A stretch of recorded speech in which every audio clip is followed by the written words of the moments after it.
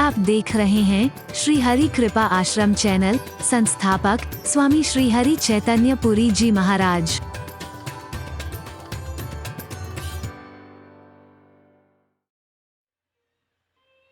हर कोई उपहार देता है और घोड़े को आगे जाने देता है,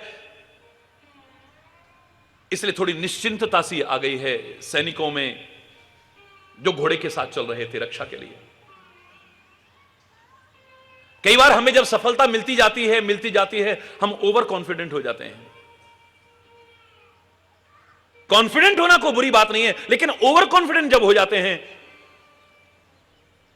उसके दुष्परिणाम हमारे सामने आने लगते हैं। मेरे हमेशा 90% से कभी कभी आते ही नहीं है, 95% से कभी कम आते ही नहीं है। थोड़ी निश्चिंतता आने लगी, पता लगा अगली बार 50% भी नहीं है।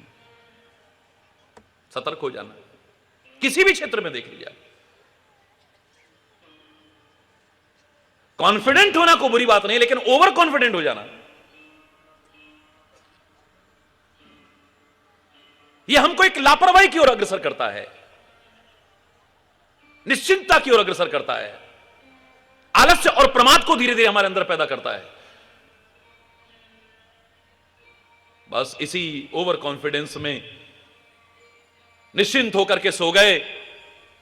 आज कोई भी घोड़े की रखवाली पर नहीं है और सुबह जब उठे तो घोड़ा गायब था। हाहाकार मच गया, घोड़ा कहां गया? अश्वमेध यज्ञ का घोड़ा, यज्ञ अधूरा रह जाएगा, अब क्या होगा, अब क्या होगा, अब क्या होगा?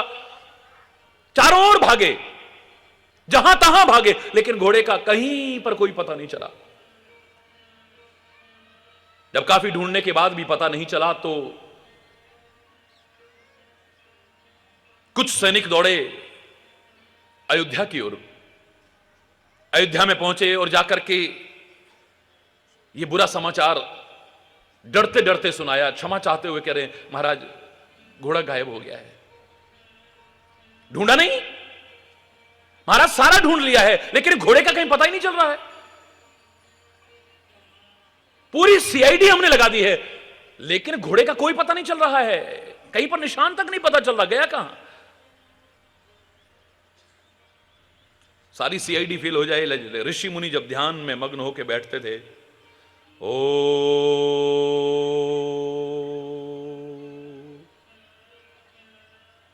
आंखें बंद करी, सब चलचित्र की तरह घूम गया। ओ महाराज घोड़ा मिल गया, महाराज घोड़ा मिल गया। कहां मिल गया? हम आपको पता बताते हैं घोड़ा कहां है। कहां है घोड़ा? महाराज घोड़े को इंद्र चुरा करके ले गया है, देवराज इंद्र चुरा करके ले गया है। क्यों? उसे डर है महाराज कि आपके 100 अश्वमेध यज्ञ पूरे हो जाएंगे, आपको इंद्र पद, मेरी कुर्सी ना छिन जाए, इस वजह से वो घोड़े को चुरा करके ले गया है। अवध नरेश कहते हैं कि अब मुझे यज्ञ करना ही नहीं है। महाराज आपका तो नाम सुन करके संदेशा पहुंचते ही घोड़ा आपके पास वापस आ जाएगा, क्या कह रहे हैं आप? और अगर ना भी आया तो आपकी सेना में इतनी शक्ति और सामर्थ्य है, युद्ध करके भी उसे वापस ला सकते हैं। अवध नरेश कहते हैं हे ऋषि मुनियों, क्षमा चाहता हूं, आपके चरणों में प्रणाम करते हुए निवेदन करना चाहता हूं, मुझे अब यज्ञ नहीं करना है, मुझे नहीं चाहिए इंद्र पद। क्यों महाराज? बोले इतने बड़े यज्ञ किए, इतने धर्म के कार्य किए, तब जाकर के इंद्र पद मिला, और वो इंद्र पद पाकर के भी छोटी मोटी चोरी की आदतें भी नहीं गई, तो बेकार है ऐसे धार्मिक कृत्य करने का। क्या लाभ है ऐसा करने का? पद मिल गया, सब कुछ मिल गया, लेकिन जो बुरी आदतें हैं वो ना छूटी तो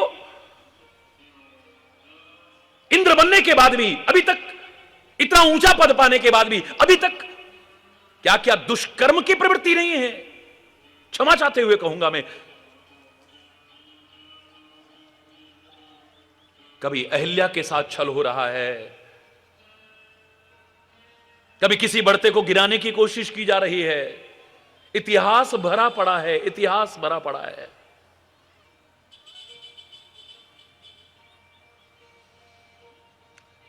छल औरों के साथ नहीं, ये छल अपने साथ कर रहा है।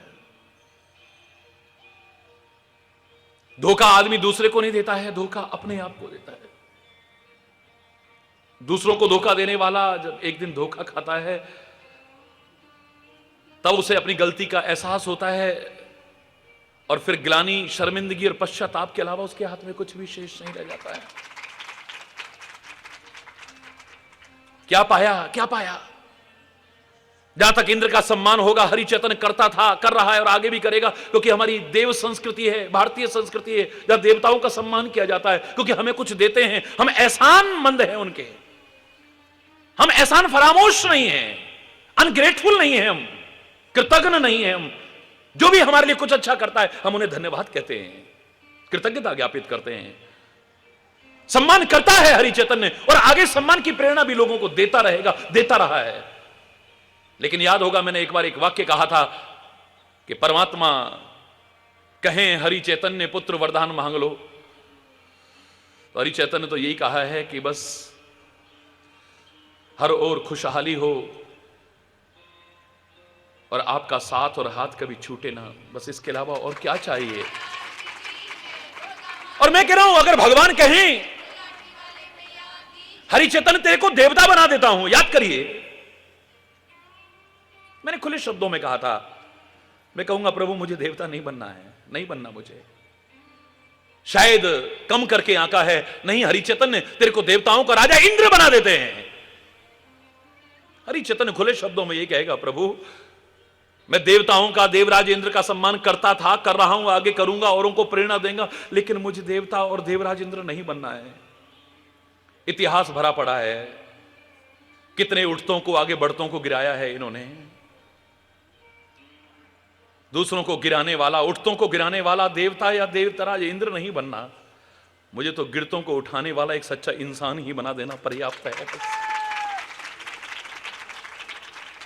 भगवान का साथ पाकर के भी अगर परिवर्तन ना आया तो, सदगुरु का साथ पाकर के भी परिवर्तन ना आया तो, संत और सत्संग का साथ पाकर के भी परिवर्तन ना आया तो, धर्म से और सत्य से जुड़ करके भी जीवन में वांछित परिवर्तन ना आया तो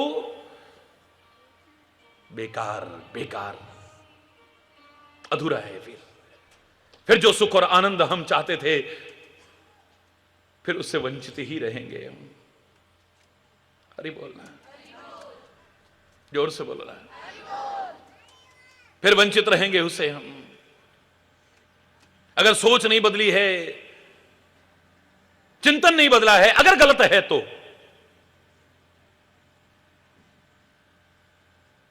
द्रौपदी से गलती हुई थी, बहुत बड़ी गलती हुई थी, छोटी सी समझे जाने वाली गलती वो बहुत बड़ी गलती थी जिसने इतना बड़ा खामियाजा भोगने को बाध्य किया है उन्हें। लेकिन उसके बाद हमेशा वही चिंतन रहा हो, नहीं, जीव गलती का पुतला है जो अक्सर हो ही जाती है, और जो गलती कर सुधर जाए और जो गलती को ना दोहराए उसे इंसान कहते हैं। देखो फिर कितना परिवर्तन आया है, सोच में कितना परिवर्तन आया है, चिंतन में कितना परिवर्तन आया है, व्यवहार में कितना परिवर्तन आया है। 5 बच्चे जिस मां के टुकड़े टुकड़े कर दिए जाएं, इतनी निर्दयतापूर्वक नृशंस हत्या जिन पर 5 बच्चों की जाए, द्रौपदी के 5 पुत्रों की नृशंस हत्या की थी किसने? अश्वत्थामा ने। टुकड़े टुकड़े टुकड़े टुकड़े कर दिए थे। सुनने वालों का दिल भर आया था। एक मां के कलेजे पर क्या बीते ये तो मां ही जान सकती है, दूसरा नहीं जान सकता है। सोचो क्या हालत हुई होगी उस मां की। रो रही है, बिलख रही है।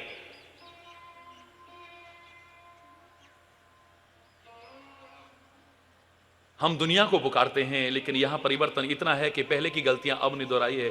अब जब कभी ऐसी स्थिति आती है तो परमात्मा को ही पुकारती है, किसी और को नहीं। देख चुकी हूं किसने साथ निभाया। बड़े दरबार में जब मेरे को बेइज्जत किया जा रहा था, मैंने 5 पतियों की तरफ निगाह दौड़ाई थी तो सब गर्दन झुका के बैठे थे। बड़े बड़े धर्म सभासद बैठे थे, उनकी तरफ देखा था बड़ी उम्मीद लगा करके, लेकिन किसी ने सहायता नहीं की थी मेरी। बड़े बड़े कुल के बुजुर्ग बैठे थे, लेकिन किसी ने मदद नहीं की थी मेरी। अपनी ताकत पर भरोसा था, वो भी काम नहीं आई थी। तब भी वही काम आया था, तो अब औरों को क्यों पुकारना? क्योंकि अब क्यों ना अपने परमात्मा को ही पुकारूं मैं। उस स्थिति में प्रभु को पुकारा, प्रभु सामने है, प्रभु हमसे दूर नहीं है।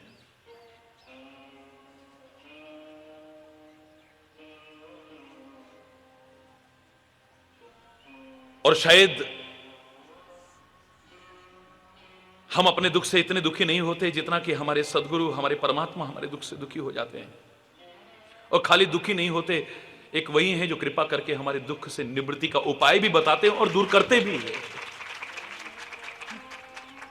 साथ निभाते हैं। ऐसे समय में जब सब साथ छोड़ जाते हैं, सुख के तो बहुत साथी बन जाते हैं, लेकिन दुख में हरि बोल, अनुकूलता में तो बहुत साथी बनने को तैयार हो जाते हैं। भगवान न करे कभी प्रतिकूलता का दौर आए, कष्ट या विपत्ति का समय आए, तब भी जो साथ न छोड़े, सच्चा साथी तो वही कहला सकता है। और कौन हो सकता है? और वो धर्म हो सकता है, परमात्मा हो सकता है, सदगुरु हो सकता है, संत हो सकता है, एक सच्चा भक्त हो सकता है। पांडव भी सारे व्यथित हैं, भगवान भी व्यथित हैं।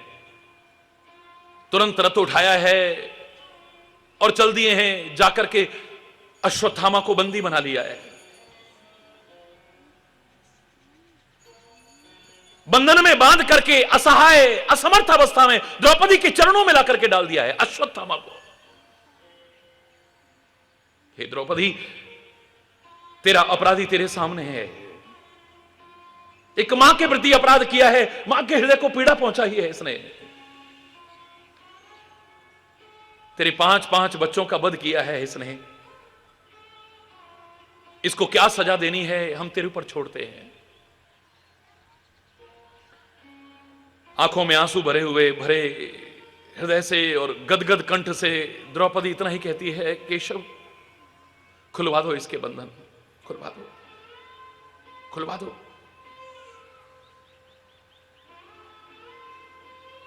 बड़ा बुरा लगा है भीम इत्यादि को कि इतनी मुश्किल से बांध करके लाए और खुलवा दो इसे, खुलवा दो इसे। क्यों? मैं कह रही हूं ना, खोल दो इसे, जाने दो इसे, अरे इसे सजा दो। इतना भयानक अपराध किया है, इतनी नृशंस हत्या की है उन मासूमों की, निर्दोषों की।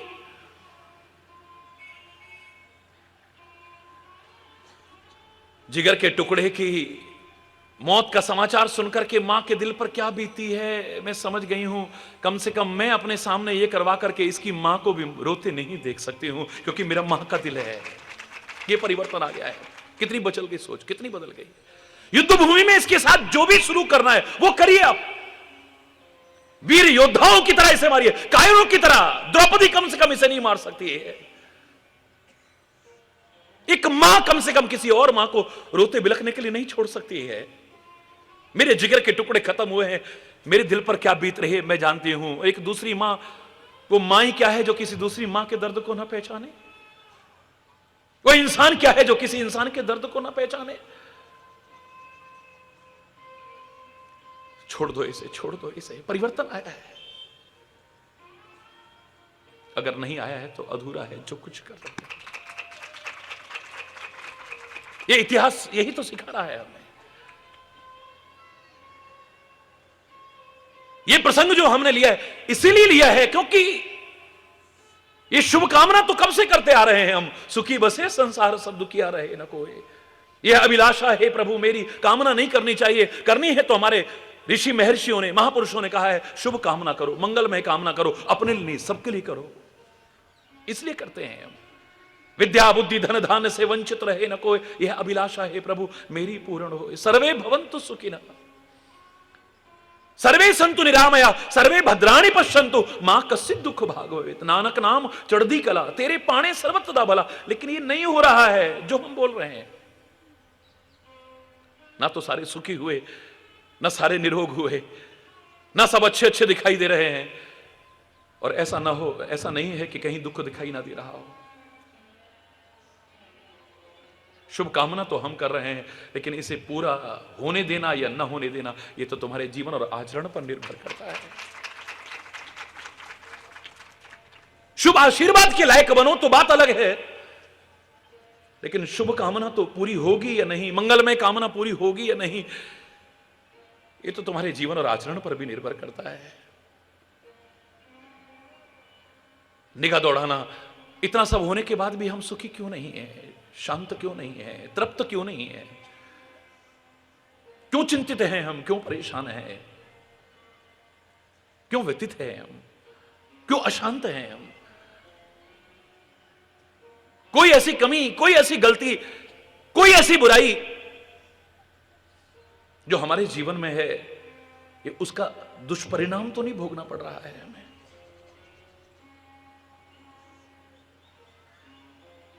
उनसे अच्छे हैं हम जो अभी धर्म और परमात्मा से नहीं जुड़े हैं, लेकिन सबसे अच्छे तो तब हैं जब जीवन और आचरण भी वैसा हो जाए ना, चिंतन भी वैसा हो जाए, कर्म भी वैसे हो जाए, स्वभाव भी वैसा हो जाए, खान पान भी वैसा हो जाए।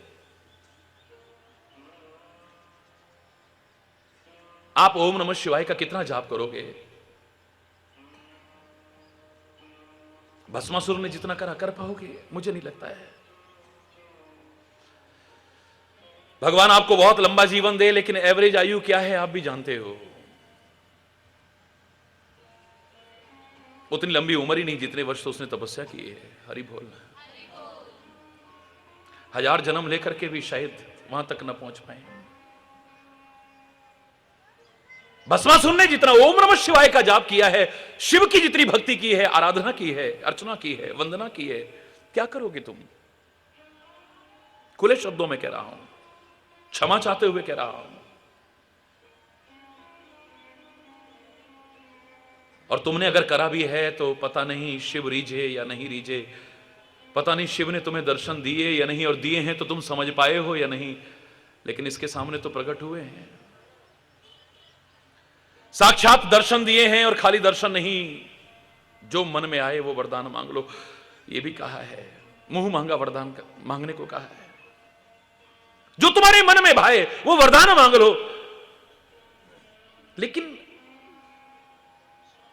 प्रभु भक्त होकर के भी, धर्म के मार्ग पर चल करके भी चिंतन कितना गंदा है कि मैं जिसके सिर पर हाथ रखूं वो जल के खाक हो जाए।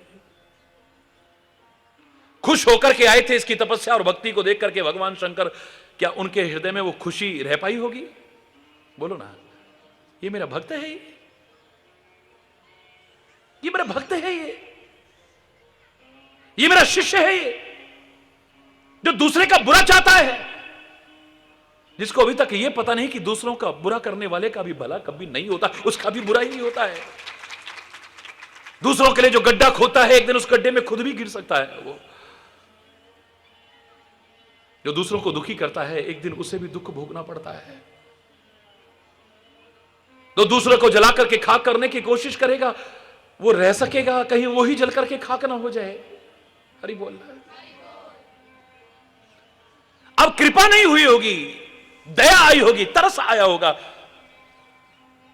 ये मेरा भक्त, और सोच ये, चिंतन ये, विचार ये, जीवन ये, आचरण ये, स्वभाव ये, अफसोस हुआ होगा, अफसोस। अरे बोलना, अब तो अपना भक्त कहने में भी शर्म आ रही है, अपना शिष्य कहने में भी शर्म आ रही है।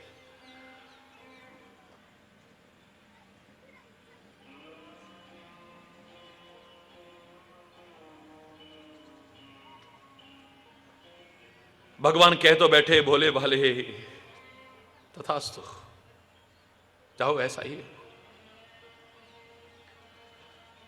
लेकिन मूर्ख व्यक्ति जिससे शक्ति पाता है, सामर्थ्य पाता है, मान सम्मान पाता है, वो पहले उसी को मटिया मेट करने की कोशिश करता है।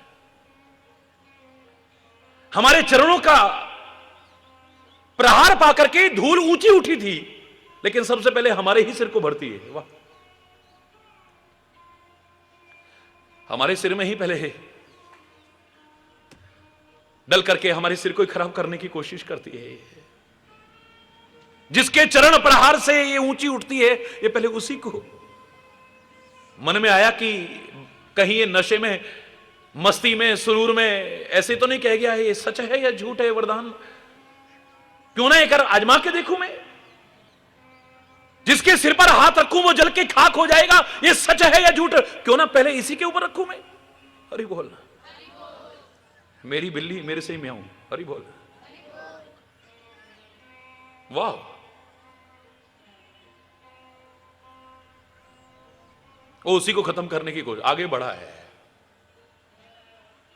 भगवान शंकर भी प्रार्थना करते हैं, प्रभु मैं पूरा वृतांत नहीं सुना रहा हूं। प्रभु प्रार्थना सुनकर के मोहिनी रूप धारण करके आते हैं, बहुत सुंदर नृत्य करते हैं। ये रीझ जाता है, भूल जाता है सिर पर हाथ रखना उनके, देखता ही रह जाता है भगवान का मोहिनी रूप। मोह लेते हैं, मुझसे विवाह करोगी? मैं तो उसी से करूंगी जिसको बहुत सुंदर नृत्य आता हो। मुझे नृत्य तो नहीं आता है, चलो मैं सिखाती हूं। ता धई धई ता, अरे बोलना, यूं करो यूं करो यूं करो यूं करो, बस यूं करते कराते कराते बस यूं कराया है, अपने सिर पर हाथ आया, जल करके खाक हो गया। जो दूसरों को जलाने की कोशिश करेगा वो जलेगा। जो दूसरों के घरों को, उनके घर के चिरागों को बुझाने की कोशिश करते हैं, उनके घरों में चिराग जलेंगे। नशीले पदार्थों का सेवन करा के जो दूसरों के घरों के चिराग बुझाने की कोशिश करते हैं, अपने घर में नित्य नए चिराग जलाते होंगे। मैं उन्हें आगाह करता हूं, मूर्खों, दूसरों के घरों के चिराग बुझा करके अपने घर में जो चिराग जला रहे हो, ये चिराग कहीं तुम्हारे घर को जला करके खाक न कर दे। विचार करना है। तुम अपना भला चाहते हो, मेरा कोई विरोध नहीं और कोई बुराई भी नहीं है, चाहो अपना भला, लेकिन किसी का बुरा करके जो भला होता हो नहीं। तुम अपना हित चाहते हो, लेकिन जो किसी का अनहित करके होता हो, अहित करके होता हो। तुम अपना लाभ चाहते हो, लेकिन दूसरे को नुकसान पहुंचा करके। तुम अपने घरों में नित्य नए चिराग जलाना चाहते हो, लेकिन दूसरों के घरों के चिराग बुझा करके। तुम जीवन चाहते हो, कोई बुराई नहीं है, लेकिन दूसरों की लाशों पर पैर रख करके अगर तुम अपना जीवन जीने की कोशिश करो, धिक्कार है ऐसे जीवन पर। इससे तुम मर जाना कहीं बेहतर है।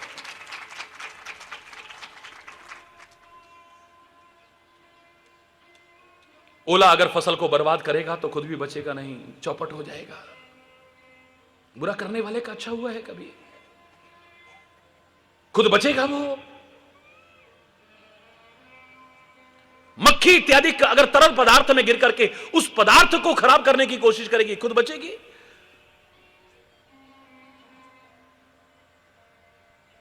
कुल्हाड़ी अगर काटती है, टुकड़े टुकड़े करती है, तो क्या उसको सजा नहीं मिलेगी? आज नहीं मिलेगी, कल नहीं मिलेगी, परसों एक दिन मिलेगी ना। काटते काटते उसका नुकीलापन जब खत्म हो जाएगा, तब ले जाएंगे लोहार के पास और वो डालेगा भट्टी में, तपाएगा इसे, आग बना देगा इसे बुरी तरह से। और इतने पर सबर नहीं आएगा, घन और हथौड़े की चोटें भी मारेगा। अपने कर्मों की सजा तो मिलेगी, एक दिन अवश्य मिलेगी। रस्सी अगर दूसरे के बंधन का कारण बनती है, ये रस्सी कैसे बनती है मालूम है आपको? उस सन को गलाते हैं, खाल उतारते हैं, तब उसकी रस्सी बंटते हैं। दूसरे का बुरा करने वाले का अच्छा। गहराई से खोज लेना, भगवान किसी को दुख नहीं देते हैं, भगवान किसी को सुख नहीं देते हैं, अपने कर्मों का फल भोगना पड़ता है। अगर कहीं ऐसा है जो तुम्हें लग रहा हो कि ऐसा अवश्य कोई गलत हुआ है हमसे, जानबूझ के नहीं हुआ होगा तो अनजाने में हुआ होगा, और अनजाने में भी आपको लगे नहीं हुआ तो अवश्य पहले का होगा। पुनर्जन्मवादी संस्कृति है हमारी, रीबर्थ को मानते हैं और आज विज्ञान भी मानने लगा है। मैंने वो गलत नहीं बोला था। अगर दिल किसी का दुखाया न होता, जमाने ने तुझको सताया न होता, न आते तेरी आंख में आज आंसू, प्यार के नहीं दुख के, न आते तेरी आंख में आज आंसू, किसी हंसते को गर रुलाया न होता,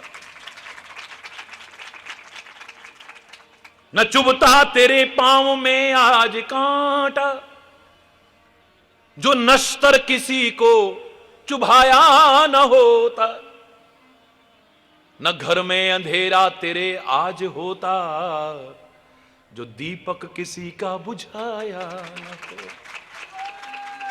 अगर बेसहारों का बनता सहारा तो दिल में तेरे गम का साया न होता। तो कर दूसरों के दुख, तेरे दुख अपने आप दूर करेंगे। वो परमात्मा सब देख रहा है, दुनिया देखे ना देखे, अच्छा भी बुरा भी सब देख रहा है। वो तू करता बाद में है, तेरे मन में जब आता है वो तभी जान जाता है। दुनिया में हिसाब किताब नक्की होता है, उसके यहां ना हो ऐसा कैसे हो सकता है? देर हो सकती है, अंधेर नहीं है उसके यहां। अरे बोलना, जोर से बोलो।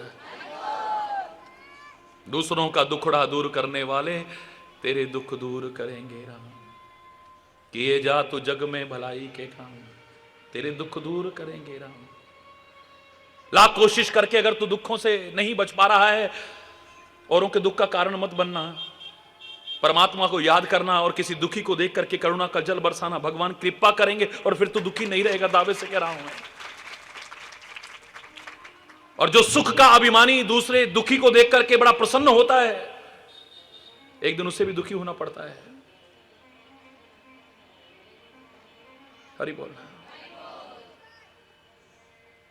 ये छोटी छोटी कमियां भी अगर दूर ना हुई, छोटे छोटे विकार भी अगर दूर ना हुए, छोटी छोटी विकृतियां भी दूर ना हुई, छोटे छोटे व्यसन जो एक दिन बड़े बनकर के हमारे जीवन का विनाश अगर नहीं हुए, जीवन में जो वांछित परिवर्तन आना चाहिए था, धर्म, संत, सत्संग, सदगुरु और परमात्मा के साथ जुड़ करके अगर वो ना आया तो सब अधूरा है। सब कुछ करने के बाद भी एक छोटी सी बुराई ही सारी अच्छाइयों पर मिट्टी डाल देती है। बहुत अच्छाइयां हैं आप में, बहुत अच्छाइयां हैं आप में। मैं नहीं कह रहा कि आप में अच्छाइयां नहीं है, बहुत अच्छाइयां हैं। भीखा भूखा कोई नहीं, सबकी गठरी लाल है। दुनिया में कोई ऐसा नहीं होगा जिसमें कोई ना कोई अच्छाई ना हो। जिनकी तुम आलोचना करते हो, बुराइयां करते हो, कमियां निकालते हो, मैं चैलेंज करके कहता हूं, अच्छा सा नजरिया बना करके देखो, तुम्हें उसमें भी कोई ना कोई अच्छाई नजर आ जाएगी। गुरुदेव ने यही तो कहा था, युधिष्ठिर जाओ, सारी दुनिया में से एक आदमी ढूंढ करके लाओ जिसमें कोई अच्छाई ना हो। दुर्योधन कहने लगा, महाराज हमसे कोई आज्ञा नहीं है। हां दुर्योधन तुम भी जाओ और सारी दुनिया में से एक आदमी ढूंढ करके लाओ जिसमें कोई बुराई ना हो। महाभारत का ये उदाहरण बता रहा है कि बहुत दिन तक ढूंढते रहे, घूमते रहे जहां तहां, लेकिन दोनों खाली हाथ लौटे। एक व्यक्ति लाने के लिए कहा था, एक व्यक्ति सारी दुनिया में से। खाली लौट करके आए, गुरु चरणों में प्रणाम किया। गुरुदेव ने कहा, आ गए पुत्र? हां महाराज। युधिष्ठिर बताओ कहां है वो व्यक्ति जिसके लिए मैंने कहा था दुनिया भर में से कोई एक व्यक्ति ले आओ जिसमें कोई अच्छाई ना हो। कहने लगा, महाराज मैंने कोशिश तो बहुत की, मैं संतों महापुरुषों के पास नहीं गया, मैं बड़े बड़े विद्वानों के पास नहीं गया, मैं तो जिनको लोग नीच समझते थे, अधम समझते थे, निकृष्ट समझते थे, बेकार समझते थे, बुरा आदमी समझते थे, सीधा उनके पास गया। इनमें तो कोई अच्छाई होगी नहीं, लेकिन कहीं गलत आदमी लेके ना चला जाऊं, गुरुदेव कहें नहीं इसमें तो ये अच्छाई है। उनके पास रहने लगा, उनको करीब से देखने लगा, और महाराज सच मानिए जब उनको बहुत करीब से देखा तो जिनको लोग नीच समझते थे, अधम समझते थे, निकृष्ट समझते थे, बुरा समझते थे, मुझे तो उनमें भी कोई ना कोई अच्छाई नजर आ गई, इसलिए खाली हाथ लौटा यार। तो दुर्योधन तुम? महाराज क्या करूं, आपने यही तो कहा था दुनिया में से कोई एक व्यक्ति लेकर के आओ जिसमें कोई बुराई ना हो। हां बिल्कुल यही कहा था, तो कहां है वो व्यक्ति? कहां से लाता महाराज? मैं तो सीधे संतों के पास गया, बड़े बड़े महापुरुषों के पास गया, बड़े बड़े विद्वानों के पास गया, बड़े बड़े उच्च और महान व्यक्तित्व जो माने जाते थे, पूजे जाते थे, मैं तो उनके पास गया। इनमें तो कोई बुराई होगी नहीं, एक ले चलूंगा बस हो गया काम, लेकिन गलत लेकर के ना चला जाऊं कहीं। जब उनको भी करीब से देखने लगा तो जिनको लोग अच्छा समझते थे, महान समझते थे, बहुत उच्च समझते थे, महाराज मुझे तो उनमें भी कोई ना कोई बुराई नजर आ गई, इसलिए खाली हाथ लौटाया हूं मैं तो। नजरिया ऐसा बना लिया तो अच्छों में भी कमी नजर आ जाएगी तुम्हें, और नजरिया ऐसा बना लिया बुरों में भी कोई ना कोई अच्छाई नजर आ जाएगी तुम्हें।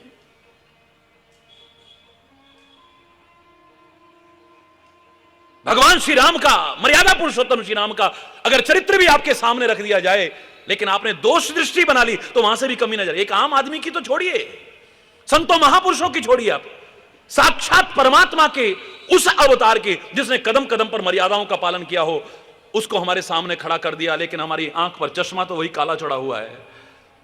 दोष दृष्टि हमारी बनी हुई है तो हम कहेंगे काहे का मर्यादा पुरुषोत्तम, बाली को छुप के मार दिया, काहे का मर्यादा पुरुषोत्तम। गर्भवती सीता को बताओ, ऐसी हालत में औरत को जंगलों में छोड़ते हैं कोई? इंसानियत भी नहीं। गर्भवती सीता को जंगलों में भटकने का, काहे के मर्यादा पुरुषोत्तम। शंभू का वध कर दिया, तपस्या ही तो कर रहा था बेचारा, काहे का मर्यादा पुरुषोत्तम, काहे का मर्यादा पुरुषोत्तम। दोष दृष्टि बना लोगे तो एक आम व्यक्ति तो क्या, भगवान भी तुम्हारे सामने खड़ा कर दिया जाए, उसमें सिर्फ कोई ना कोई दोष ही निकाल करके दिखा दोगे। और अगर सुंदर दृष्टि बना लो, अच्छी दृष्टि बना लो, गुणग्राही अपने आप को बनाने की कोशिश करो, मैं दावे से कह रहा हूं आपके सामने एक नीच व्यक्ति खड़ा कर दिया जाए, जिसको दुनिया नीच कहती है, अधम कहती है, निकृष्ट कहती है, बुरा व्यक्ति कहती है, आपको उसमें से भी कोई ना कोई अच्छाई नजर आ जाएगी और उसे भी अपने जीवन में उतार करके अच्छाइयों के भंडार बनने की कोशिश करें। और यही प्रसंग हमारा जहां कल विराम हुआ था, यही तो कह रहा था वो, कुंभकर्ण के खाली पुतले ही तो जलाए हमने, और क्या समझा हमने। लेकिन जो अच्छाइयां, कल कितनी अच्छाइयां, मैं तो गिन ही नहीं पाया था, मैं तो भूल गया था। फिर मैंने पहले कहा था कि मैं काउंट नहीं कर पाऊंगा, आप काउंट करते जाना, लेकिन शायद इतनी ज्यादा अच्छाइयां हो गई थी कि आप भी नहीं गिन पाए। और उनको कहने के बाद भी मैंने यही कहा था, आपको रावण नहीं बनाना है, आपको कुंभकर्ण नहीं बनाना है, लेकिन उनमें भी जो अच्छाइयां हैं उनमें भी लेने में क्यों संकोच करते हो, यह आपको जरूर सिखाना है। उत्तम विद्या लीजिए जदपि नीच पे हो, पर्यो अपावन ठोर पे कंचन तजे न कोई। अच्छाई जहां से मिले, गुण जहां से मिले, लेने में क्या बुराई है। मधुमक्खी की तरह बनो, तुम्हारी निगाह में सरसों का फूल बेकार होगा, गुलाब का ही अच्छा होता होगा, तुम्हारी निगाह में कमल का ही फूल अच्छा होता होगा, दूसरे फूल आक इत्यादि के फूल बेकार होंगे, लेकिन उसे तो जहां से रस मिलता है वहीं से लेकर के भौरे और मधुमक्खी की तरह गुणग्राही बनते हैं। एक एक करके अच्छाई जहां से मिली, वहीं से ले करके एक दिन अच्छाइयों के भंडार बन जाते हैं। और दोष लेने वाले, दोष का बखान करने वाले, दोष की ही चर्चा करने वाले एक दिन उन दोषों से स्वयं भी परिपूर्ण होने लग जाते हैं। हरि बोल। तो कितनी अच्छी चिंतन, एक नया चिंतन आया हमारे सामने। बहुत वर्ष, 25 वर्ष पहले भी इस पर मैंने चर्चा की थी, लेकिन इतनी विस्तार से नहीं। कल तो आपको एक एक बिंदु पर बताया और आप भी हृदय से स्वीकार करने लगे थे। वास्तव में हमने तो कभी सोचा ही नहीं था कि कुंभकर्ण ऐसा व्यक्ति भी हो सकता है।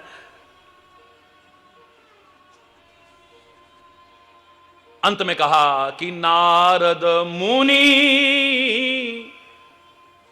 मोहे ज्ञान जो कहा, कहते हूं तो ही समय निर्वाहा। अब तू भक्ति कर भगवान की। और भगवान का स्मरण करते हुए कुंभकर्ण मगन हो गया है। ऐसा मस्ती का एक क्षण भी शायद हमारे जीवन में बहुत मुश्किल से कभी आया हो, जब हमारी आंखों से आंसू दुख के कारण नहीं, परेशानियों के कारण नहीं, चिंताओं के कारण नहीं, परमात्मा को याद करके आ रहे हो। एक क्षण भी जीवन में आया हो, हमारा जीवन धन्य धन्य कर देगा, कृतकृत्य कर देगा वो। किसी दुखी को देख करके अगर तुम्हारी आंख में आंसू है, अपने दुख से नहीं। अपने दुख से तो हर कोई रोता है। जानवर को भी चोट लगेगी वो भी रोएगा, पक्षी को चोट लगेगी वो भी रोएगा, अपने आप को कष्ट होता है, हर कोई रो लेता है। लेकिन किसी को कष्ट में देख करके रोना या उस परम सत्ता की याद में रोना, ये बड़ी किस्मत वालों को नसीब होता है। और उनमें से कुंभकर्ण है एक। हरि बोलना, हरि बोलना। लेकिन मैंने आपसे कल जो कहा, अच्छाइयां बहुत हैं, लेकिन किसी किसी में इतनी अच्छाइयां होती हैं, पर एक बुराई सब अच्छाइयों पर मिट्टी डाल देती है। और तो सब ठीक है, अगर ये और होता तो आदमी बुरा नहीं है, बस ये जब ऐसा हो तब तो बाप रे पूछो ही मत। लोग कहते हैं ना, महाराज जी हमारा बेटा इतना अच्छा है महाराज, मैं क्या बताऊं तुमको, सबकी मदद करता है, इतना हमारा ध्यान रखता है, खूब कमा के भी लाता है, घर में कोई कमी नहीं रखी है, बस जब पी के आ जाता है ना तब मत पूछो महाराज जो होता है। सब अच्छाइयां हैं महाराज, पर एक बुराई ने सब बेड़ा गर्क रखा है। बस उस समय तो फिर वो इंसान भी नहीं रहता, जानवर बन जाता है, राक्षस बन जाता है। बीवी को मार, बच्चों को मार, टीवी तोड़, फलाना कर, ढिकाना, जो कमाया था, इतनी मुश्किल से लाया था, उसको भी बर्बाद कर देता है। अपना शरीर तो बर्बाद कर ही रहा है, इज्जत तो बर्बाद कर ही रहा है, घर की शांति तो बर्बाद कर ही रहा है, सब कुछ बर्बाद करके रख दिया इसने। वैसे ही लड़का बहुत अच्छा है महाराज, अरे बोल रहा है ये अच्छाई भी है, ये अच्छाई भी है, ये अच्छाई भी है, ये अच्छाई भी है। बस ये वशिष्ठ यही तो कह रहे थे अपनी पत्नी से, और विश्वामित्र कान लगा के सुन रहे थे। आज वशिष्ठ की हत्या करने आए हैं विश्वामित्र, 100 बेटों को तो मार चुके हैं, आज न रहेगा बांस और न बजेगी बांसुरी। मुझे ब्रह्म ऋषि नहीं कहता है ये, आज इसी को खत्म कर दूंगा मैं। संकल्प करके आए हैं, लेकिन देखा तो कुटिया में प्रकाश है। क्या सोए नहीं है क्या? जगे हुए हैं। अचानक देखा तो एक छोटा सा छेद दिखाई दे रहा है। वह छोटा सा छेद देखा तो उसमें से झांकने लगे। जो मैं हमेशा कहता हूं,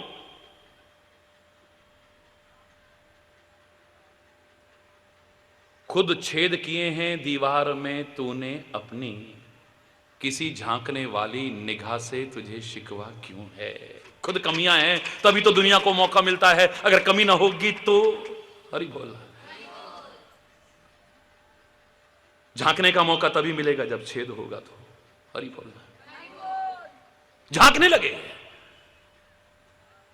झांका तो दिमाग बदल गया एकदम से। अंदर क्या देखते हैं, वशिष्ठ और अरुंधति आपस में बातचीत कर रहे हैं, और बातचीत आपस की पति पत्नी की वार्तालाप निजी नहीं हो रही है, व्यक्तिगत नहीं हो रही है, विश्वामित्र की चर्चा हो रही है।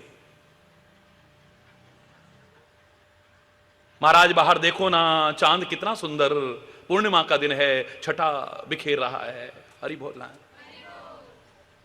कितनी शीतल, कितनी धवल, कितनी उज्जवल ये चांदनी छिटक रही है महाराज। कितना सुंदर लग रहा है चंद्रमा महाराज, लेकिन बीच में काला धब्बा है। बोले लगता है बिल्कुल विश्वामित्र की तरह है। विश्वामित्र का जीवन भी बहुत अच्छा है, बहुत अच्छा है, बस एक छोटा सा टीका रह गया है। वह उसको गुस्सा बहुत आ जाता है।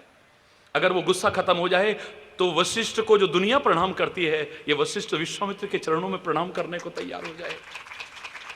जो व्यक्ति हत्या करने आ रहा हो, मारने के लिए आ रहा हो, जब उसे पता लगे कि सामने वाला व्यक्ति उसकी प्रशंसा कर रहा है, कोई होगा जिसका दिल न बदल जाए।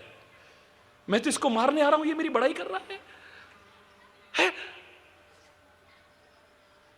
वहीं पर शस्त्र फेंका है, द्वार खुला हुआ था, अंदर घुसा है, साष्टांग प्रणाम करता है। हे वशिष्ठ, आपके चरणों में प्रणाम हो, मेरा अपराध क्षमा हो। लाख कोशिश करके भी ब्रह्म ऋषि जो विश्वामित्र अपने आप को नहीं कहलवा सका, वशिष्ठ के मुख से जरा सा अभिमान खत्म हुआ, जरा क्रोध खत्म हुआ, जरा क्षमाशीलता आई है, जरा विनम्रता आई है। अब वशिष्ठ उठा करके अपने हृदय से लगा लेते हैं, आओ ब्रह्म ऋषि स्वागत है तुम्हारा, आओ ब्रह्म ऋषि स्वागत है तुम्हारा।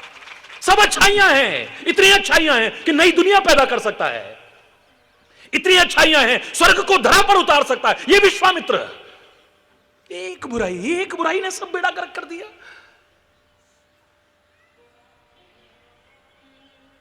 देवता थर्राने लगे थे इससे। जो सशरीर त्रिशंकु को स्वर्ग में पहुंचा सकता है अपनी तपस्या के बल पर, अपनी शक्ति और सामर्थ्य के असंभव को संभव करके दिखा सकता है, वो विश्वामित्र कोई साधारण व्यक्तित्व नहीं है। राम की जिसके चरणों की सेवा करे, जिसके चरण दबाए, वो विश्वामित्र साधारण नहीं हो सकता है। सर्व अच्छाइयां हैं, बस एक कमी थी। वो दूर होते ही तो फिर बात ही कुछ और हो गई। अब तो विश्वामित्र सारे विश्व का मित्र बन गया है, अब किसी का शत्रु नहीं है, अब किसी की हत्या नहीं करता है। अरे बोल, यहां तक इतनी शक्ति सामर्थ्य होते हुए तारका, सुबाहु, मारीच उसके लिए क्या था, एक गाजर मूली की तरह थे, पानी का छींटा मारता, स्वाहा। यज्ञ नहीं करने दे रहे हैं, यज्ञ की रक्षा विश्वामित्र को मजाक लगता है, कोरा मजाक। लेकिन अब मुझसे हत्या नहीं होगी मुझसे हत्या। वाल्मीकि बदला तो भगवान का रूप बन गया, विश्वामित्र बनाए तो भगवान का रूप तो क्या, भगवान से सेवक कराने लायक बन गया है, भगवान का भी गुरु बनने लायक बन गया है। जरा बदल के तो देखो अपने जीवन को, परिवर्तन तो जो आना चाहिए ला करके देखो। दुनिया क्या सम्मान कर, दुनिया का मालिक तुम्हारा सम्मान करेगा।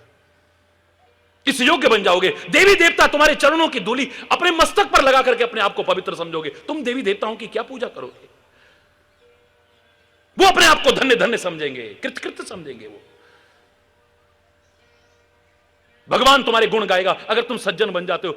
देखो, आप शास्त्र भरे पड़े हैं, गुरुवाणी में चले जाओ, साध की महिमा, साध की महिमा, साध की महिमा, साध की महिमा, साधु की, संत की, भक्त की, सज्जन व्यक्ति की महिमा गा नहीं पा रहे हैं। रामायण में देखें तो भगवान राम अपने मुख से कितनी बार प्रशंसा करते हैं, उनके गुणों का वर्णन करते हैं, और यहां तक कहने में संकोच नहीं करते हैं, दुनिया को एक दृष्टि से देखना तब तुम्हारी भक्ति पूर्ण है। सातम मोहि में सब जब देखा, जहां तुम्हारी नजर आए मैं ही दिखूं, सब समान दिखें, लेकिन उस समय भी भेदभाव करना। अगर कोई संत दिख जाए, सज्जन दिख जाए, सदगुरु दिख जाए तो मोते अधिक संत कर लेखा, मुझसे भी ज्यादा समझना होना। अगर तुम जीवन को बदल लो तो कल शायद मैंने कुंभकर्ण का जो अपने मन से बना करके नहीं, रामचरितमानस की चौपाइयों से आपको वर्णन किया है, शायद कभी आपने कल्पना भी ना की होगी, सोचा भी नहीं होगा। ऐसा भी हो सकता है। सब अच्छाइयां हैं, बस एक कमी ने बेड़ा गर्क कर दिया है। मैं तो मदद लेने आया था, युद्ध भूमि में सारे खत्म हो गए, अब मैं युद्ध ही खत्म कर देता हूं। अगर कुंभकर्ण चला गया तो युद्ध दूसरे दिन के लिए रहेगा नहीं बाकी, ये तो तुरंत फैसला कर देगा 2 मिनट में। इसके जैसा दुनिया में कौन होगा, कुंभकर्ण जैसा। इसलिए मैं तो फैसला करने आया था, युद्ध को समाप्त करने का मौका ढूंढ रहा था, लेकिन ये तो शत्रु के गुण गाने लगा, राम के गुण गाने लगा। राम तो इसने बोला ही नहीं, शत्रु के गुण गाने लगा। रावण के पास ज्ञान तो है, लेकिन ज्ञान का दुरुपयोग करता है, कुपात्र है। ज्ञान में कमी नहीं है, लेकिन दुरुपयोग करता है उस ज्ञान का। कहता है ले इसकी भक्ति तो भी 2 मिनट में खत्म कर दूं मैं। वो तो मगन है राम का स्मरण करके। ये कहता है रावण मांग्यू कोटि घट, मद और महिष अनेक। जाओ शराब लेकर के आओ, मांस लेकर के आओ। सैनिक दौड़े, ओ शराब आ गई, मांस आ गया। भैया भैया भैया तो मगन है राम के गुण गाने में, राम का स्मरण करने में, रोंगटे खड़े हुए, आंखों से आंसू बह रहे। रामायण के शब्द हैं, मैंने बना के नहीं कहा है आपसे। कल मैंने आपका आह्वान किया था कि अभी तक अगर न पढ़ा हो तो कुंभकर्ण के प्रसंग को रामायण में जरूर पढ़िएगा, आंखें खुल जाएंगी। वो मगन है पूरा, जबरदस्ती झकझोर के, पहले भी सोते उठाया था, अब उठाया है। भैया बात मत करो मुझसे, भैया तू जो कहेगा मैं वो कर लूंगा, जो तू कहेगा कर लूंगा, लेकिन एक बार मेरे कहने पे कुछ खा लो भैया। इतने लोग हमारे घर के मर गए, इतने बड़े बड़े योद्धा, हमारे देश पर इतना बड़ा संकट आए, तुम्हें खाने की सूझ रही है? जिसको अपने देश से प्यार नहीं है, मैं तो कह रहा हूं कितनी भक्ति करता रहे, वो इंसान भी कहलाने के अधिकारी नहीं है। अरे देश है तो हम हैं, और हम ही नहीं है तो देश नहीं है तो हमारा क्या अस्तित्व है? चारों ओर अगर आग लगेगी तो याद रखना उसकी तपिश हम तक भी पहुंचेगी, बच नहीं पाएंगे हम। देश में और समाज में शांति है तो हम शांत रह पाएंगे, अगर चारों तरफ आग लगी है तो हम भी शांत नहीं रह पाएंगे। कितने असुरक्षित हो आज, हर जगह पर एक खतरा है, कहीं पर आतंक का खतरा है, कहीं पर कोई खतरा है, कहीं कोई खतरा है। भय, आतंक, असुरक्षा की भावना सर्वत्र व्याप्त है। हमारे देश की ही दुर्दशा हो रही है और तुम्हें खाने की सूझ रही है। अरे भैया ये सब खत्म हो जाएगा, तू जो कहेगा हम मानने को तैयार हैं, लेकिन तूने मेरे को माफ करा है, मैं तब समझूंगा जब तू पहले कुछ खा ले। मन नहीं है, लेकिन अगर ऐसा हो जाए तो फिर क्या है, बस खाना शुरू कर दिया है। कितने ज्ञान की वाणी बोल रहा था कुंभकर्ण, कितने प्यार की वाणी बोल रहा था कुंभकर्ण, कितनी भक्ति की वाणी बोल रहा था कुंभकर्ण, कितने वैराग्य की बातें बोल रहा था कुंभकर्ण, कितनी आदर की बातें बोल रहा था कुंभकर्ण, सब खत्म हो गई। महिष खाए करी मदिरा पाना, गरजेऊ बज्रा घात समाना। बस वो मांस अंदर गया, शराब अंदर गई, अब कहां वाणी में कोमलता, कहां प्यार। गरजेऊ बज्रा घात समाना। हट जाओ, कहां है राम, मुझे बताओ अब तुम। अब तू नहीं बोल रहा, वो बोल रही है। अरे बोलना, जोर से बोलो ना। यही तो करते हो और क्या करते हो। बड़ा ये सामने है। इन महापुरुषों ने कोरी कथा नहीं लिखी है, कोरी कथा नहीं, ये तुम्हारा जीवन तुम्हारे सामने विभिन्न पात्रों के माध्यम से उजागर करने की कोशिश की है। महिष खाए करी मदिरा पाना, गरजेऊ वज्राघात समाना। अब तो वहां पर रुका ही नहीं वो। रावण बोला हो गया काम, क्योंकि खान पान का मन पर, विचारों पर, मस्तिष्क पर, जीवन पर सर्वाधिक प्रभाव पड़ता है। गांव का जिसे तुम अनपढ़ कहते हो, मैं कहूंगा आजकल के पढ़े लिखों से कहीं श्रेष्ठ है, जिसने शास्त्र के उन जटिल वाक्यों को, क्लिष्ट भाषा को बड़े सरल शब्दों में कहा। जैसा खाओगे अन्न वैसा बनेगा मन। मन पर सर्वाधिक प्रभाव पड़ता है अन्न का। भोजन हमारा शुद्ध हो, भोजन हमारा सात्विक हो, भोजन हमारा संयमित हो, भोजन हमारा संतुलित हो। मैं दावे से कह रहा हूं, जहां एक और हमारा स्वास्थ्य अच्छा रहेगा, वहां पर हमारा चिंतन भी अच्छा होगा, हमारा जीवन भी अच्छा बनेगा, बुरा हो ही नहीं सकता है। कितनी बीमारियां तो दूषित अन्न के कारण, गलत अन्न के कारण हम अपने अंदर, गंदे खान पान के कारण। ये शक्ति की उपासना जो 9 दिन कर रहे हो, काहे के लिए कर रहे हो? जहां एक और नव द्वारों पर संयम का संदेश देता है, ये नव रात्रि का महान पर्व, जहां पर नवदा भक्ति के क्रम में आगे बढ़ने का संदेश देता है, ये नवरात्रि का महान पर्व, वहीं पर आपको व्रत करने का, भोजन की शुद्धता, सात्विकता, पवित्रता, संयमितता, संतुलन, ये सिखाने की कोशिश करता है।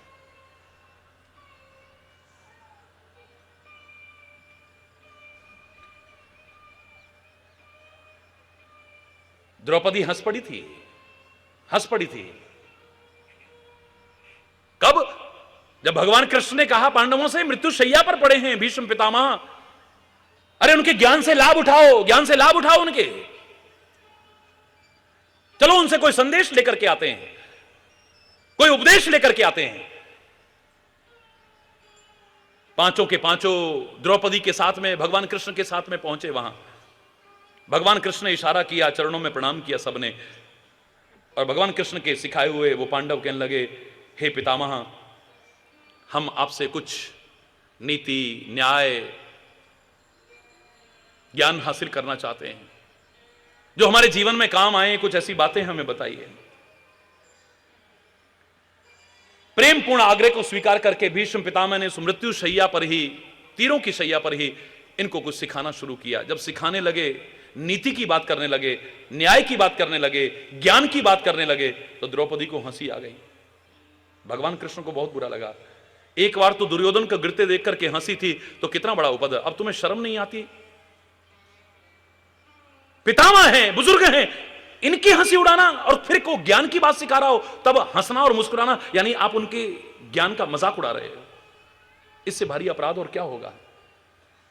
कोई अपने अनुभव का अगर तुम्हें लाभ देने के, वो भी तुम्हारे निवेदन पर कोशिश कर रहा है, तो आपका मुस्कुराना और हंसना यहां पर गलत संदेश देता है। ये बहुत भारी अपराध है। भगवान कृष्ण कहने लगे, क्यों कर रही हो? पितामह भी पूछ लेते हैं, बेटी मैं जानना चाहता हूं, मैंने कुछ गलत बोल दिया? तू क्यों हंस रही है?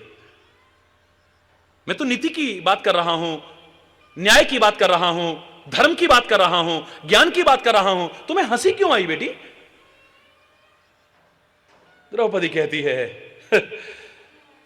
चाहे भगवान कृष्ण बुरा माने या पितामह आप बुरा माने, चाहे पांडव माने, इतना दुख झेल लिया और झेल लूंगी, लेकिन मैं कहे बिना नहीं रहूंगी। आज बड़ी नीति की बातें करते हो पितामह, आज बड़े ज्ञान की बातें कर रहे हो, आज बड़ी न्याय की बातें। उस समय तुम्हारा ज्ञान कहां खो गया था, जब भरे दरबार के अंदर तुम्हारी मौजूदगी में मेरा अपमान किया जा रहा था, नीति विरुद्ध काम हो रहा था, अनुचित अनर्थ हो रहा था वहां पर, तब तुम्हारा ज्ञान कहां गया था? ये नीति कहां गई थी? न्याय कहां गया था वहां पर? आज बड़ी नीति सिखा रहे हो, बड़ी न्याय की बातें कर रहे हो, बड़ी धर्म की बातें कर रहे हो। भगवान कृष्ण को भी बुरा लगा, पांडवों को भी बुरा लगा द्रौपदी का ऐसा बोलना, लेकिन पितामह आंखों में आंसू भर लाए, कहने लगे, बेटी तुम्हें अधिकार है, अधिकार है तुम्हें। दुनिया तो मुझे माफ क्या करेगी इस कृत्य के लिए कि शक्ति सामर्थ्य होते हुए भी मैंने उस अनुचित हो रहे कार्य का विरोध नहीं किया। विदुर की तरह से वहां से उठ करके भी नहीं गया। दो विकल्प होते थे उस समय, या तो विदुर की तरह से उठ करके चला जाता, और या फिर शक्ति और सामर्थ्य होते हुए मैं राज्य सिंहासन से बंधा हुआ था, दुशासन के, शकुनी के, दुर्योधन के, इनके बुरे कर्मों से नहीं बंधा हुआ था, लेकिन मैंने नीति का पालन नहीं किया। मैं दोषी हूं तुम्हारा। दुनिया तो मुझे क्या माफ करेगी, इतिहास में मेरी अंतरात्मा ही मुझे माफ नहीं कर पा रही है। जब मैं शांत होकर सोचता हूं, आदमी सोचे तो अपनी गलती का एहसास उसे खुद हो सकता है। मेरी आत्मा मुझे धिक्कारती है उस घड़ी को याद करके। अगर मैंने उस समय अपने बल का प्रयोग किया होता या हुआ होता हमारे खानदान में, हमारे परिवार में, हमारे देश में, कोरी बातों से नहीं होगा। पितामह जवाब दो, मुझे जवाब दो। आज तुम बड़ी नीति की बातें कर रहे हो, ज्ञान की बातें कर रहे हो, न्याय की बातें कर रहे हो, उस समय सब कहां गया था? तब क्यों नहीं किया? खाली कहने से नहीं चलेगा, जवाब दो इसका। पितामह कहते हैं, बेटी उस समय मेरे अंदर जो अन्न जाता था ना, वो कौरवों का दूषित अन्न जाता था। मेरी बुद्धि भ्रष्ट हो चुकी थी, मैं सही निर्णय नहीं ले पाया हूं। अब तीरों की शैया पर पड़े पड़े शरीर में जो तीर चुभे हुए हैं, इनके द्वारा सारा खून निकल गया है और उनके अन्न का प्रभाव खत्म हो गया है। अब मेरी बुद्धि निर्मल हो गई है, मेरा हृदय निर्मल हो गया है, मेरा मन निर्मल हो गया है। अब जो मैं बोल रहा हूं वो सही बोल रहा हूं। तब मेरी उनके दूषित अन्न के कारण मेरा विवेक खो गया था। मुझे क्या निर्णय लेना चाहिए मैं नहीं कर पाया। अन्न का इतना प्रभाव पड़ता है, कैसी कमाई का है अन्न, इसका प्रभाव पड़ता है, किसका है अन्न, इसका प्रभाव पड़ता है।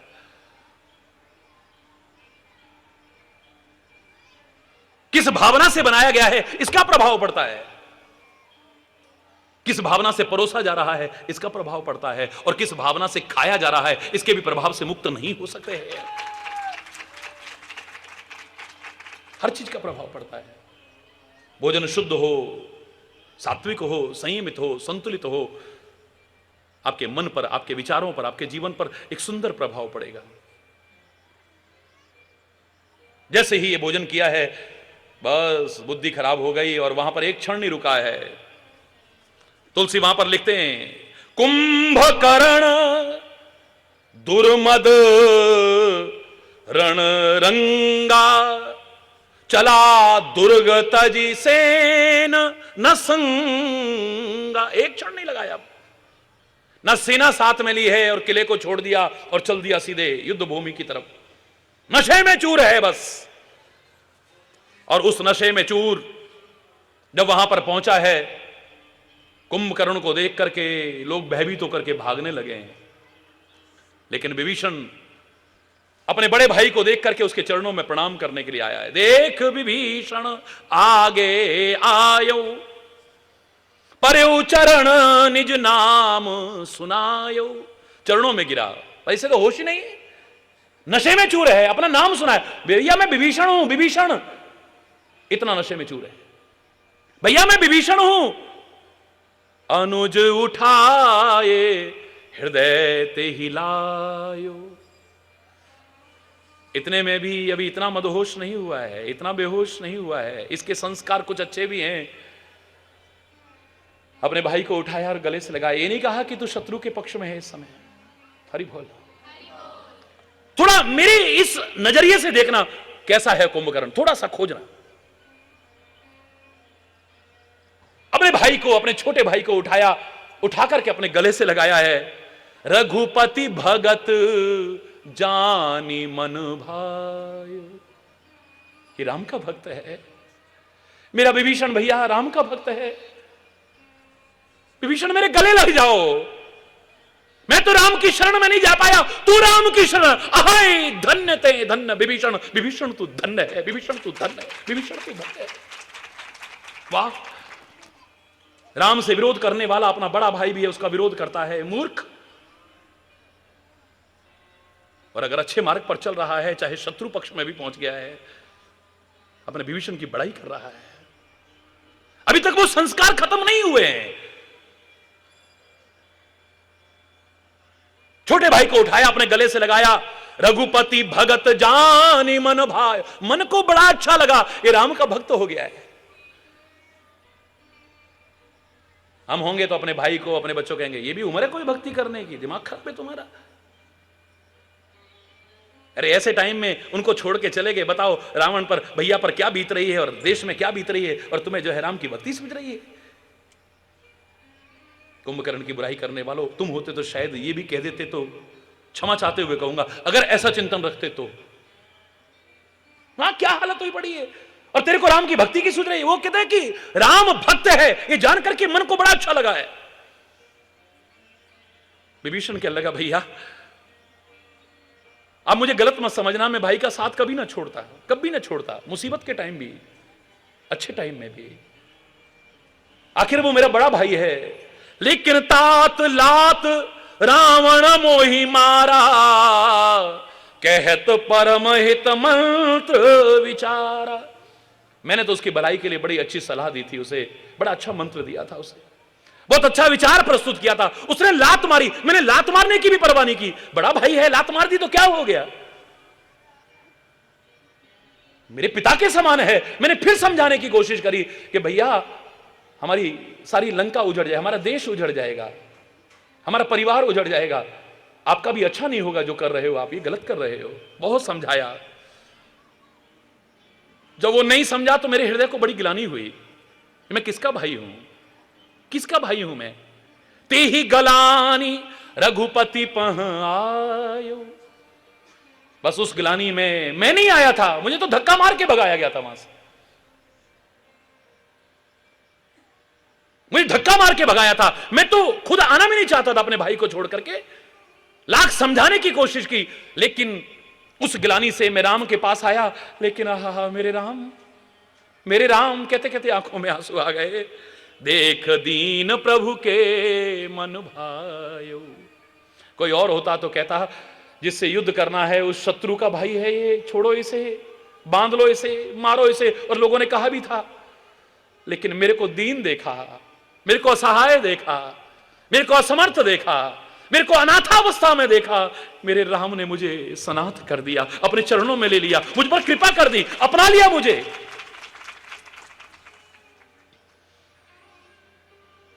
कुंभकर्ण खान पान के कारण गलत दशा में तो आया है, लेकिन अभी चिंतन अभी भी पूरा खत्म नहीं हुआ है। सुन सुत भयहु काल बस रावण।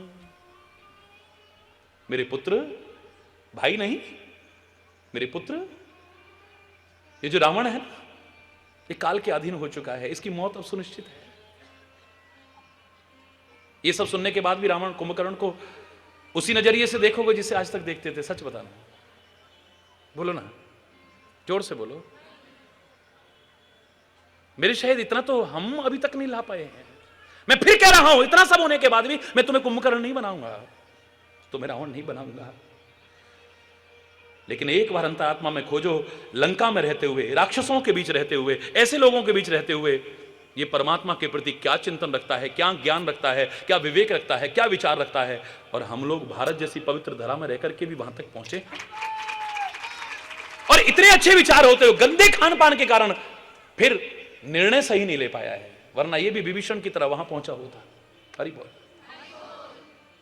ये जानता है, हे बेटा, सुन सुत भयऊ काल बस रावण, सो की मान अब परम सिखा। तूने तो सिखाया था, मैं तो परम सिखावन दे रहा था उसे, परम शिक्षा दे रहा था, महान शिक्षा दे रहा था, लेकिन उसकी खोपड़ी में नहीं बैठ रही है। विनाश काले, बोलो ना, विपरीत बुद्धि। अरे उसे हनुमान जी महाराज समझाने आए, वो नहीं समझा है। उसे अंगद ने समझाया, वो नहीं समझा है। मंदोदरी ने समझाया, वो नहीं समझा है। माल्यवंत ने समझाया, वो नहीं समझा है। तूने समझाया तो नहीं समझा है। मैंने इतना समझाया, मैंने सिखावन नहीं, क्योंकि मैं उससे डरता नहीं हूं। मैं सही को सही कहने की और गलत को गलत कहने की हिम्मत रखता हूं। मैं सम्मान करता हूं अपने भाई का, लेकिन उसके गलत कर्मों का कभी भी समर्थन करने की गलती नहीं कर सकता हूं। कम से कम मैं जानता हूं इसकी मौत होने वाली है। सुन सुत भयऊ काल वश रावण, सो की मान अब परम सिखावन। वो नहीं मानेगा हमारी बात को बेटा। मेरे बच्चे, वो हमारी बात मानने वाला नहीं है। धन्य धन्य ते धन्य विभीषण, बोलो ना मेरे साथ, धन्य धन्य ते धन्य विभीषण, भयउ तात निशिचर कुलभूषण। अरे हमारे राक्षस कुल में तो एक रत्न पैदा हो गया है, एक आभूषण पैदा हो गया है। तूने तो हमारी 7 पीढ़ियां तार दी हैं तूने। हम अपने कर्मों के कारण जो कहीं मुंह दिखाने लायक नहीं थे, तूने तो हमारे कुल का चेहरे से कालिक पोत करके धवलता प्रदान करते, उज्जवलता प्रदान कर दिए।